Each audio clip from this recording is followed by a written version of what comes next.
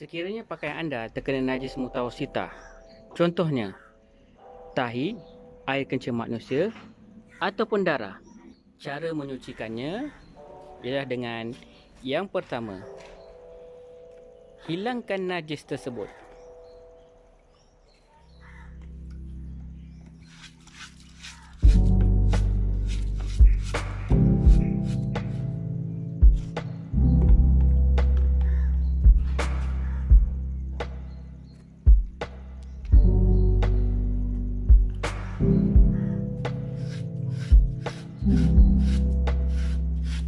Basuh dengan air mutlak sehingga hilang kesannya, warna, bau ataupun rasa.